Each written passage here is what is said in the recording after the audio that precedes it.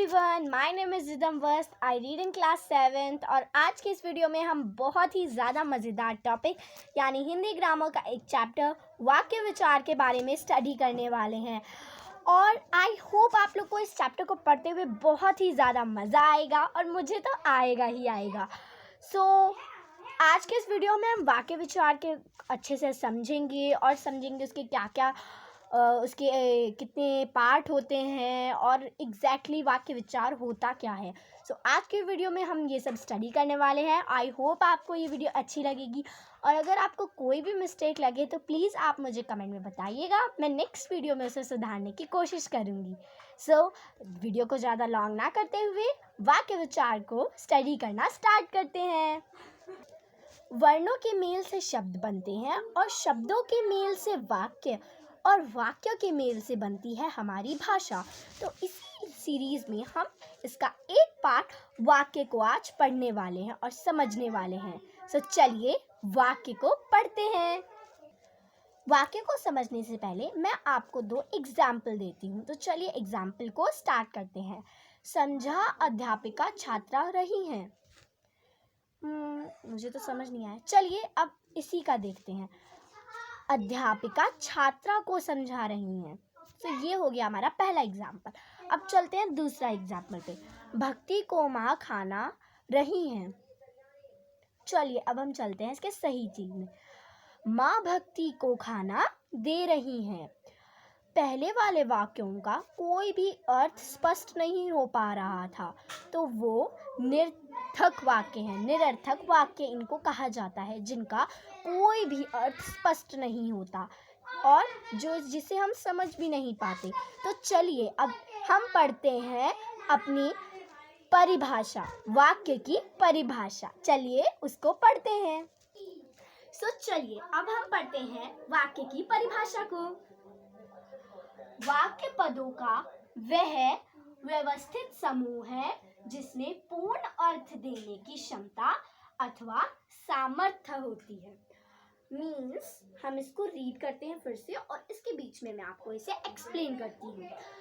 वाक्य पदों का वह व्यवस्थित समूह है। वाक्य जो पद यानी हमारे जो शब्द हैं, वाक्य शब्दों का वह व्यवस्थित एक अरेंज मैनर में जब हम शब्दों को रखते हैं तभी उनका कोई वाक्य बनकर तैयार होता है। जैसा कि हमने अपने एग्जाम्पल में देखा था, जब हमने शब्दों को अरेंज मैनर में नहीं रखा तब कोई भी अर्थ जिसका हो एक अर्थ देने की क्षमता, ऐसा कोई भी वाक्य नहीं आया था। तो जब हम अपने पदों को एक व्यवस्थित समूह में रखेंगे जिसमें पूर्ण अर्थ देने की क्षमता अथवा सामर्थ्य होता है, जिसमें पूर्ण अर्थ, पूरा जो हमारा वाक्य है एकक उसका अर्थ देने की, एक मीन देने की क्षमता हो, उसे हम वाक्य कहते हैं। चलिए हम इसको एक बार फिर से रिपीट करते हैं। Let's repeat with me. वाक्य पदों का वह व्यवस्थित समूह है जिसमें पूर्ण अर्थ देने की क्षमता अथवा सामर्थ्य होता है। ये थी हमारी वाक्य की परिभाषा। अगर आपको इसको कहीं नोट करना है तो मैं आपको थोड़ा सा टाइम दे देती हूँ, आप इसको नोट कर सकते हैं। इनफैक्ट अगर आपको नहीं करना है तो कोई बात नहीं, इट्स ओके।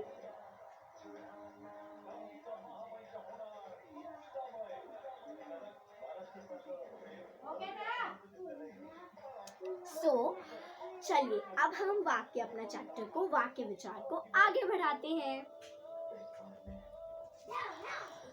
अब हम आगे वाक्य के अंग पढ़ने वाले हैं। अब वाक्यों के क्या क्या अंग होते हैं, चलिए वाक्य के अंगों को स्पष्ट रूप से पढ़ते हैं। वाक्य के अंग पढ़ते हैं। वाक्य के 2 अंग होते हैं। वाक्य को 2 पार्ट में डिवाइड किया गया है। अब कौन कौन से? पहला उद्देश्य और दूसरा विदेश्य, यानी पहला सब्जेक्ट और दूसरा प्रेडिकेट। वाक्य के 2 अंग होते हैं, उद्देश्य और विदेश्य। जैसा कि मैंने यहाँ छोटे से डायग्राफ में आप लोग को बता रखा है, उद्देश्य और विदेश्य। सॉरी, एक्चुअली मैंने इस पे लाइन नहीं ड्रॉ कर दी, सॉरी फॉर दैट। उद्देश्य और विदेश्य। सो वाक्य के दो अंग होते हैं। अब हम इन दोनों के बारे में विस्तार से पढ़ते हैं। चलिए अब सबसे पहले उद्देश्य की परिभाषा जानते हैं। जिसके बारे में कुछ कहा जाता है उसे सूचित करने वाले शब्द को उद्देश्य कहते हैं।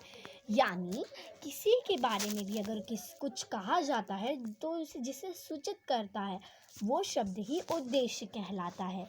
चलिए अब इसके मैं आपको दो उदाहरण देती हूँ। विराट पतंग उड़ा रहा है।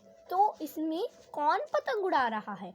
विराट। किसके बारे में बात हो रही है? विराट। सो विराट हमारा उद्देश्य हो गया। प्रियंका अभिनय कर रही है।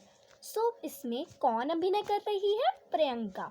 तो प्रियंका उद्देश्य हो गया क्योंकि उसके बारे में कुछ कहा जा रहा है। हम ये भी कह सकते हैं कि वाक्य का कर्ता उसका उद्देश्य होता है क्योंकि जो कार्य कर रहा है वही उद्देश्य है। तो यही होती है उद्देश्य की परिभाषा। चलिए अब इसकी परिभाषा को एक बार फिर से पढ़ते हैं। जिसके बारे में कुछ कहा जाता है उसे सूचित करने वाला शब्द ही उद्देश्य कहलाता है। चलिए अपने पुराने उदाहरणों को देखते हैं।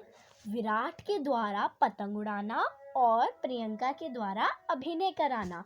तो प्रियंका क्या कर रही है? अभिनय। विराट क्या कर रहा है? पतंग उड़ा रहा है।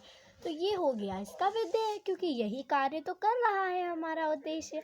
इजी। अब हम एक बार फिर से विधेय की परिभाषा को रिपीट करते हैं। उद्देश्य के द्वारा किया गया कार्य विधेय कहलाता है। सो आई होप आपको उद्देश्य विधेय भी अच्छे से समझ आ गए होंगे। मैं आपकी अपनी नेक्स्ट वीडियो में उद्देश्य के विस्तार, विधेय के विस्तार, वाक्य विग्रह, वाक्य के विस्तार, ये 4 चीज़ें बताऊंगी। सो आप मेरी वीडियो को ज़्यादा से ज़्यादा लाइक और शेयर करिएगा और कोई भी गलती हो तो प्लीज़ कमेंट में मुझे बताइएगा। तो मैं अपनी नेक्स्ट वीडियो में ये 4 टॉपिक क्लियर कर अपना चैप्टर वाक्य विचार फिनिश कर दूँगी। सो आई होप आप सबको ये वीडियो अच्छी लगी होगी और एक चीज़ समझ आई होगी। सो आप मेरी नेक्स्ट पार्ट का वेट करिए। Thank you.